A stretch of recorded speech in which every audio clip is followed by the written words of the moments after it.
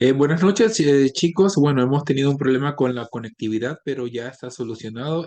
Bueno, el motivo de la reunión del día de hoy es un poco no traerles lo que es la conducta ante infecciones asociadas por CBC, ya que es un tema que ustedes constantemente van a manejar a lo largo de su residencia médica por ser residentes del área de medicina intensiva, donde van a manejar mucho este tipo de pacientes.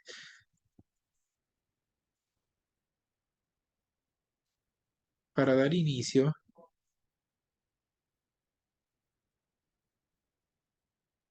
tenemos que ver los tipos de catéteres vasculares que tenemos y los vamos a clasificar en transitorios o de corta duración, donde tenemos los venosos centrales, periféricos, los que van a la arteria pulmonar y los que van a hemodiálisis, y los permanentes o de larga duración, que aquí tenemos los tunelizados y los que tienen bolsillo. La definición de una infección asociada a un catéter venoso central básicamente está por varios escenarios, ¿no? Locales, sistémicas o complicadas.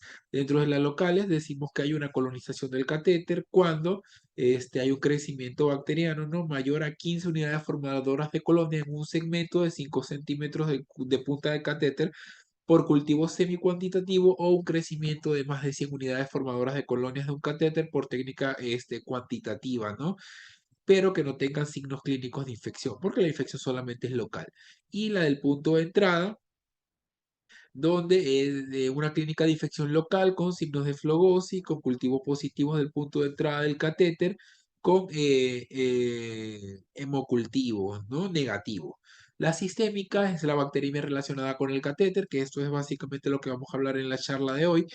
Y están las bacterias relacionadas con los líquidos de infusión, porque sí, los líquidos de infusión también pueden ser el origen de la bacteriemia del paciente.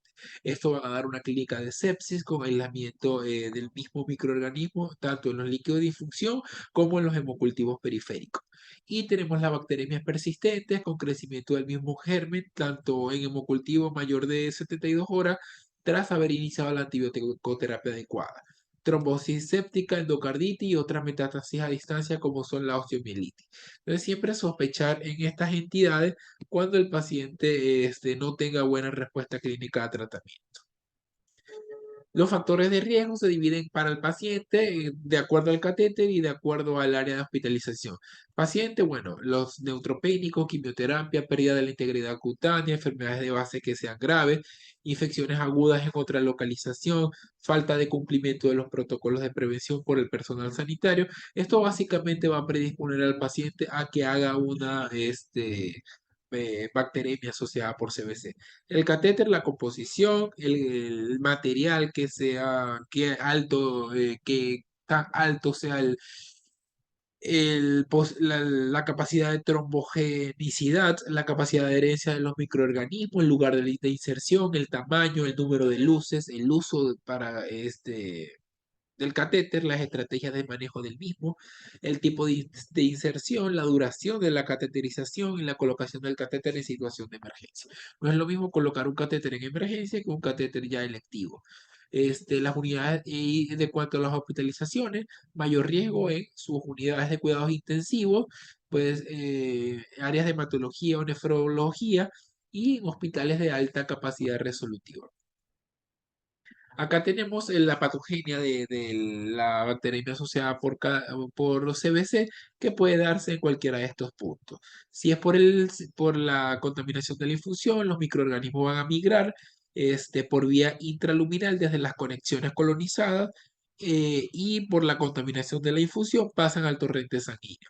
Esto también se puede hacer lo mismo en el sitio de conexión. En el punto de inserción, los microorganismos van a migrar extraluminalmente desde la piel colonizada hacia el torrente sanguíneo. Y los microorganismos se van a adherir a la fibrina, al trombo y van a desarrollar biofilm, ¿no?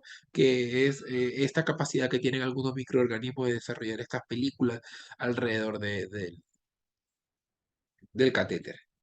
Dentro de la microbiología lo dividimos en gram positivos, gram negativos y levaduras, teniendo los gram positivos, enterococos entre el 15,2%, Staph aureus el 13,2% y los estafilococos coagulasa negativos representan el 16,4%. De los gram negativos llama la atención la Klebsiella, que ocupa el 8,4%, la E. coli el 5,4% y las pseudomonas aeruginosas se reportan en 4%. Y de las levaduras, la que predomina es la Candida albicans en 13,3%. En las manifestaciones clínicas van a haber signos locales como eritema, dolor, drenaje purulento por el sitio de inserción, signos sistémicos como fiebre elevada con escalofríos, taquipnea, taquicardia, leucocitosis y un cuadro clínico que va a mejorar tras la retirada del catéter. De los criterios para sepsis, ¿no? Tenemos la frecuencia respiratoria mayor a 22, alteración del sensorio, una escala de Glasgow menos de 13, hipotensión y presión arterial sistólica menos de 100. La persistencia de bacteremia retirando el CBC, siempre hay que pensar en una tromboflebitis séptica, osteomielitis, endocarditis o endoftalmitis, que son complicaciones de la bacteremia.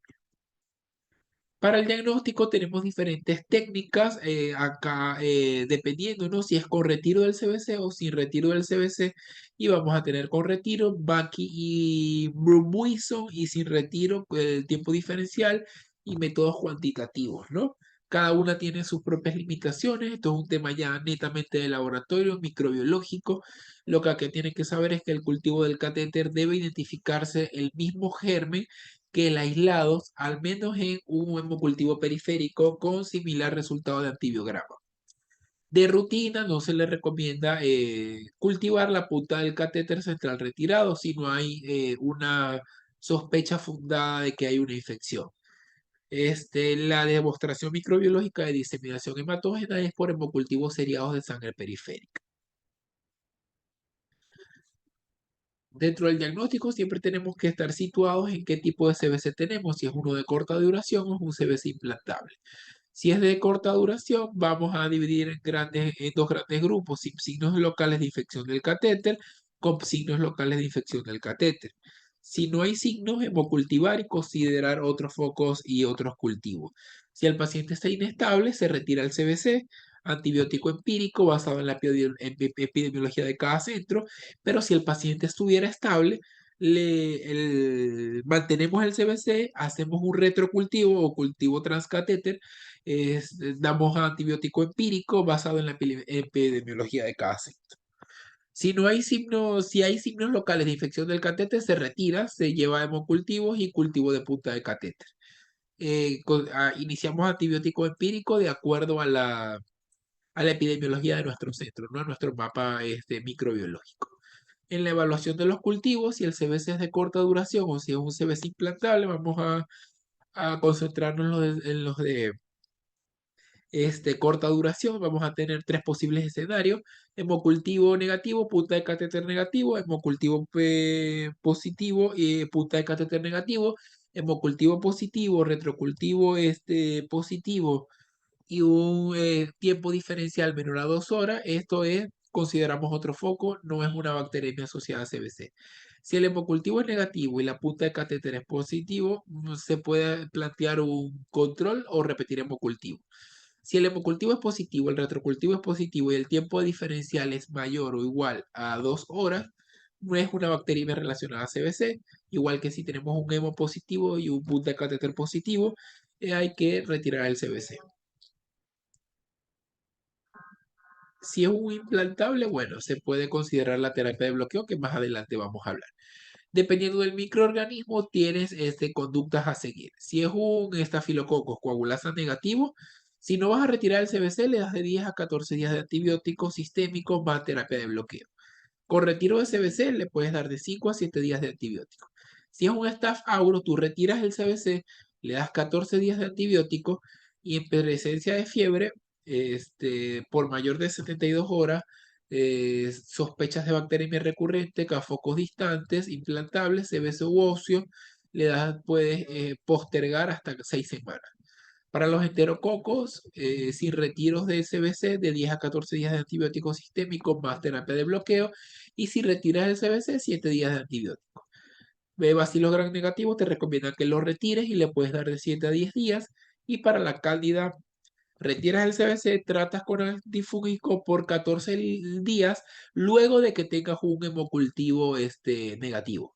En caso de terapia de bloqueo, si los hemocultivos persisten positivos luego de 72 horas de iniciado el tratamiento, retira el CBC, ya puedes decir que tu terapia de bloqueo no fue efectiva. Tratamiento empírico, todo depende del microorganismo que aísles y del mapa microbiológico que tengas en el lugar donde estés trabajando, pero básicamente te recomiendan banco para los cocos gram positivos, para los bacilos gram negativos, dependiendo de la baja o alta incidencia de BLE, puedes considerar cefalosporinas de cuarta, piperacillin tazobactam o carbapenémicos. Y para las enterobacterias productoras de carbapenemasa, pues bueno, tienes que utilizar terapia antibiótica combinada, siempre de acuerdo al antibiograma que tengas. La terapia de bloqueo se hace con estos agentes antibióticos, dependiendo del microorganismo que estás sospechando. Y hay unas preparaciones que ya están descritas, pero esto no es para todos. Está contraindicado en sepsis graves o shock séptico, pacientes que tengan aislado Staph aureus, Pseudomonas aeruginosa o cándida, que hayan signos locales de infección o que tengan recidiva precoz después de un tratamiento conservador. En estos casos, lamentablemente, no son tributarios a terapia de bloqueo.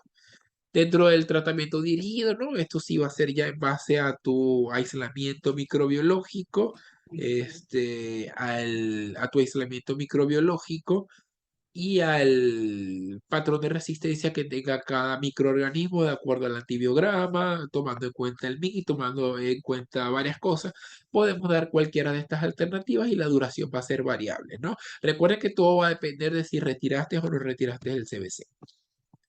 Para la prevención es muy importante que nos dan unas recomendaciones ya pautadas, que es básicamente priorizar el uso del sitio de inserción que sea subclavia en relación a yugular y femoral. Se ha descrito que este sitio tiene menos incidencia de contaminación. Evitar el sitio subclavio en pacientes que tengan hemodiálisis o enfermedad renal crónica en estadios avanzados, utilizar una fístula o injerto en pacientes con enfermedad renal crónica en lugar de un CBC, para el acceso permanente de la diálisis, utilizar precauciones máximas de barrera estéril para la inserción del CBC, preparar la piel que esté limpia con sus medidas de asepsia y antisepsia para evitar el menor riesgo de contaminación. Recomienda que se utilicen CBCs impregnados con clorexidina y sulfadiazina de plata o minociclina con rifampicina para que pacientes que vayan a requerir un CBC por más de 5 días, si se ha fracasado en la implementación de estrategia global para reducir las tasas de bacterias asociadas a CBC.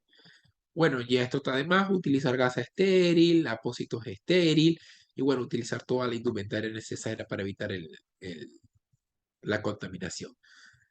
Utilizar siempre una inserción guiada por ultrasonido, que sea por personal capacitado, para reducir el número de intentos de inserción y complicaciones mecánicas que se pudieran llegar a tener. Utilizar el menor número de lúmenes necesarios, ¿no? Saber para qué está destinado el CBC y utilizar nuevos guantes estériles antes de utilizar un nuevo CBC cuando esto se haya realizado bajo guías de intercambios de alambre, ¿no? Siempre utilizar una funda estéril para proteger los catéteres de la arteria pulmonar durante la inserción. No administre antibióticos profilácticos sistémicos rutinariamente antes de la inserción o durante uso de CBC. Y los CBC insertados con técnicas no asépticas deben ser reemplazados tan pronto sea posible antes de las 48 horas para estos pacientes que se hizo el procedimiento tan rápido, porque era un procedimiento que iba a marcar, ¿no? Una parte importante en su compensación, en su manejo, y por lo tanto, cuando se hacen de esta forma, a veces no se hacen estos pasos tan protocolares como quisieran. Bueno, esto fue toda la información. Espero que haya sido de utilidad, y que se ponga en práctica en su día a día, ¿no? Para así evitar las tasas de incidencia de bacterias asociadas a ISBC y cuando se presenten, ya saber cómo actuar ante ellas.